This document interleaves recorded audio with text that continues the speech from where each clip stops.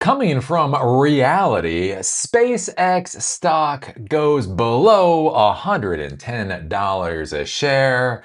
It goes as low as 108.66 cents today, which is a hell of a thing. If we go down, we take a look at what the 52-week high was. The 52-week high was $225 a share, which means that SpaceX stock has lost over 50% of its value since its 52-week high. It IPO'd at $135 a share, which means it's lost almost $30 per share, something like $28 per share so far. And it looks like this disaster is not going to end for a while. It is interesting. We bring up SpaceX a lot because that is the stock that I just do not understand the valuation of. But if you go over and you take a look at Tesla, Tesla is actually down quite a bit too. Tesla is down by 30% in the past 6 months. So you hear you don't bet against Elon Musk. You hear you don't short Tesla.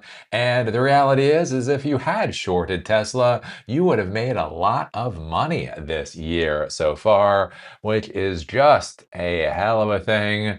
And so it will be curious to see how much further this goes. One of the things I've been talking about for years and years and years at this point is the concept of basically the Musk premium and the idea that people were investing in Elon Musk's ideas, not necessarily in the companies themselves, right? If you are a millennial and you can't afford, a house or a car or anything like that, you probably can afford a share or two of Tesla stock. And so I think for a long time, when you look at the valuation of a company like Tesla, it had more to do with the aspirations of what Elon Musk was trying to accomplish, more than it had to do with what Elon Musk was actually doing, right? Because you hear this whole stuff about never bet against Elon Musk. Elon Musk never fails, except for all the stuff he fails at. He failed at the Roadster, apparently. Still, we have no idea where the hell the semi-trucks are. The Cybertruck was a miserable damn disaster.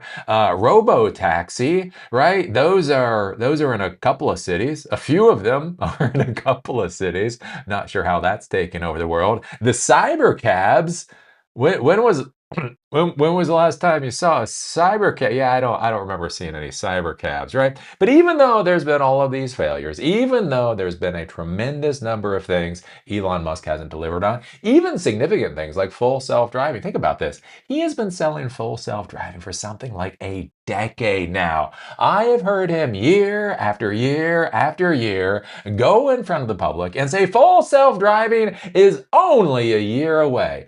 People have spent up to $15,000 for full self-driving, and yet, even after all of this time, we truly do not still have autonomous driving in the vehicles. Remember back in like 2020, he told us the value of Tesla vehicles would actually be going up, right? If you buy a Ford, if you buy a Chevy, if you buy a Toyota, you lose 25% of the value as soon as you take it off the lot. The difference with the Tesla, because it's going to have this full self-driving as part of it, is you're going to be able to rent out your car as a cab, and the value of your Tesla is actually going to go up. That is what we were informed. It is now 2026. I have yet to see this come into fruition. And that is one of the weird things about Elon Musk. What other CEO can lie year after year after year after year, right?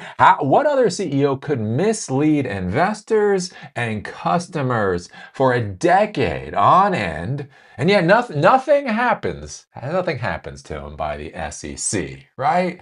And I think one of the curious things that we have to think about is what happens when the Musk premium falls apart. What happens when people realize that we have come to the end of Musk's vision and let's just say we did not get to utopia. We got to the end of the road and it did not wind up in techno utopia.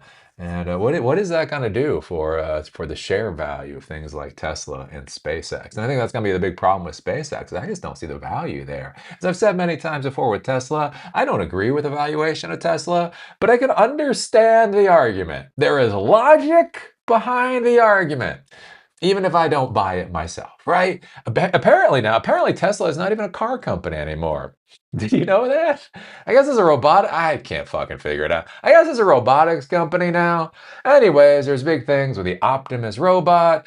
Elon Musk says everybody's gonna have an Optimus robot, just like they have a smartphone. Ergo, if everybody has an Optimus robot, that's a $20 trillion total addressable market, and they're gonna take a chunk of that for some reason. Right? I don't understand that, or I don't agree with that, but I understand I understand the words of the argument.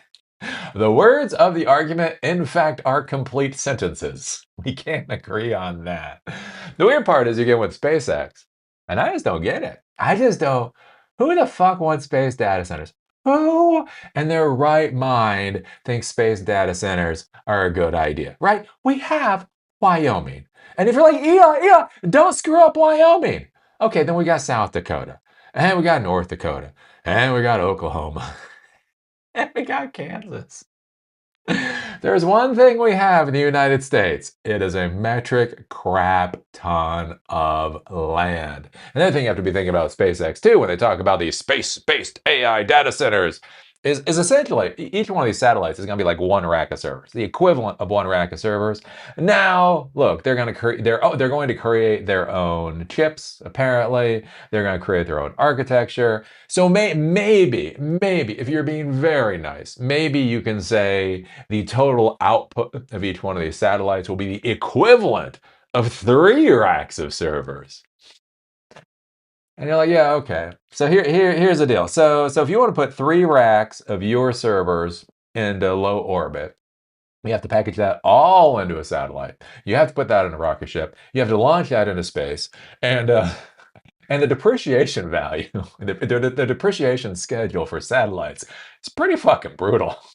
Right, there's this whole question right now about the depreciation of AI hardware.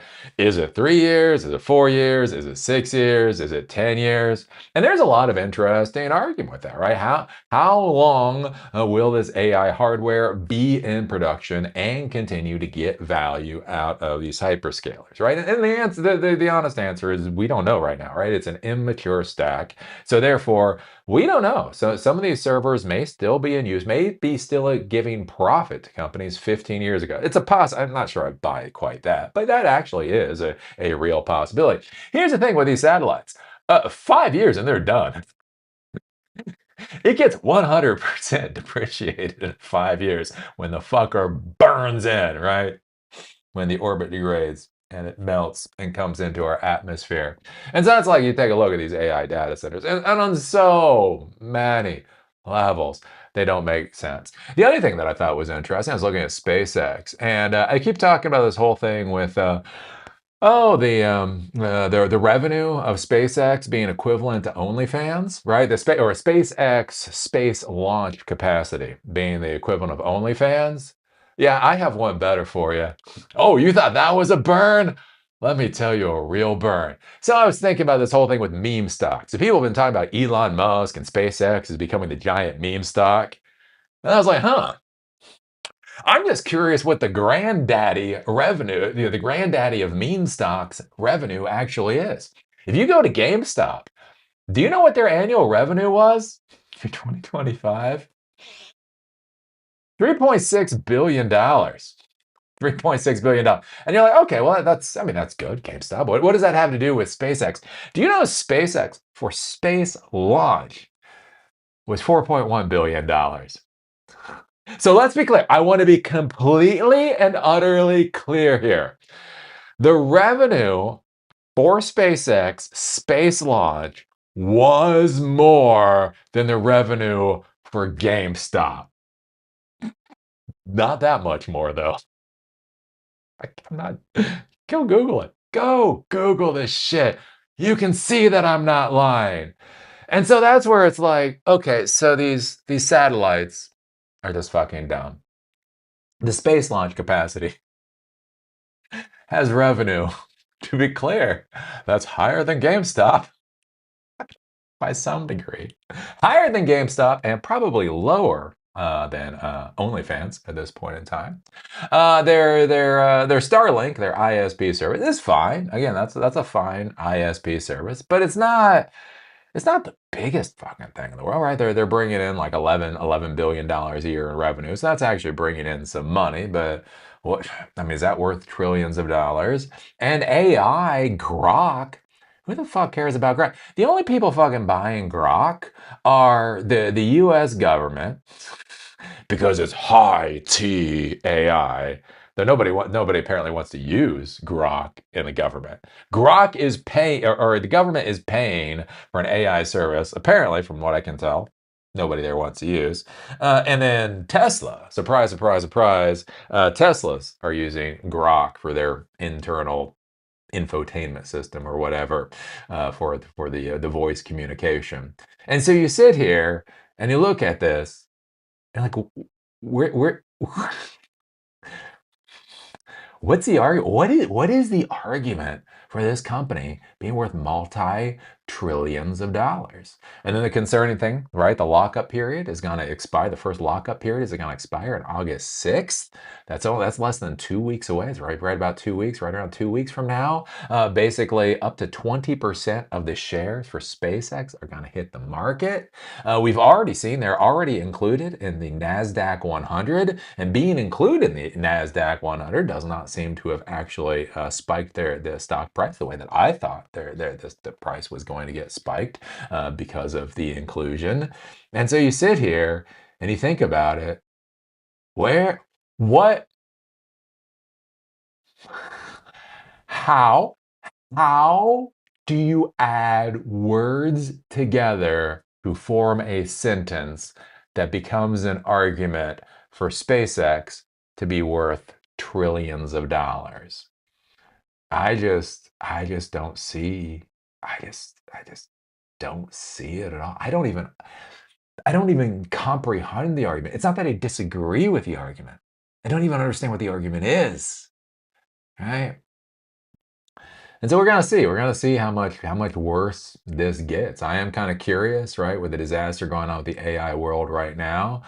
We've talked about this earlier, where the hardware companies, the actual chip manufacturers, are now having to backstop both Anthropic and OpenAI. So AMD has an agreement to purchase $5 billion in equity from Anthropic. That is what it is. One of the interesting things that came out in that article, though, is that AMD is going to be backstopping, more or less co-signing for data centers, so that if Anthropic doesn't pay the bills for the data center, AMD will step in to pay the rent.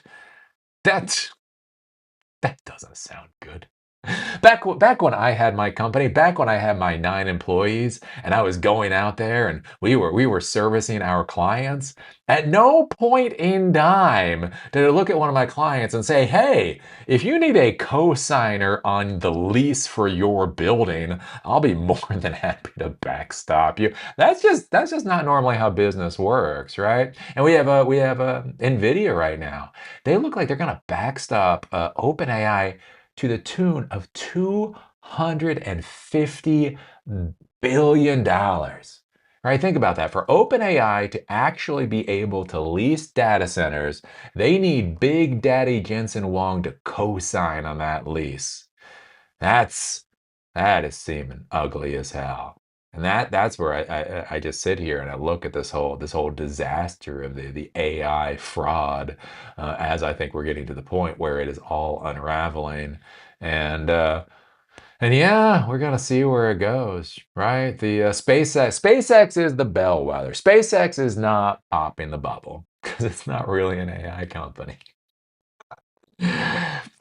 It's just not. It's a space launch company with an ISP that they somehow duct taped AI onto this thing in order to convince people it's worth $2 trillion, right? But that's the thing. It's just a space company.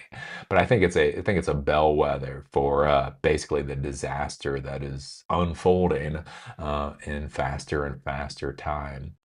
So how long do you think before SpaceX goes below $100 a share? How long before you think SpaceX goes below $60 a share? I was talking about that. HSBC. It was really interesting. Like HSBC, right? They put their value of the SpaceX stock at $115 a share, but they gave it a 2x multiple. They gave it a 2x multiple essentially for innovation. The idea, and what the idea here is that the stock should be worth $57.50 a share, which probably sounds a bit more appropriate, but they give it a 2x multiple because it's an Elon Musk company. So what happens when the shine falls off of Elon Musk? Right? What happens when Elon Musk's brain nipples start to sag in the not kind of sexy way anymore? What happens when people start looking at Elon Musk and start asking the real question of how much innovation is actually going on? Wow, you're doing humanoid robots. So is everybody fucking else, right? Wow, you're doing AI. So is everybody fucking else. Wow, you're doing electric cars. But the only reason you're competitive in America is because the car manufacturers here suck and we don't allow Chinese cars in, right? Hey, you're doing good with rockets, but I don't know. Is that again? We're not going to the Mars anymore. Remember that was his whole thing. Go to Mars, colonize Mars, and now we're just going to the moon. We're just gonna go to the moon to mine shit on the moon. Is that exciting? Is Gen Z like, wow? I can't wait to mine silicon on the moon. Yay! Anywho, put your thoughts down below. If you like these episodes, do remember they're on Spotify and on Apple Podcasts. Link is down below. If you want to follow me on LinkedIn, there's a link down there too. With that, see y'all later.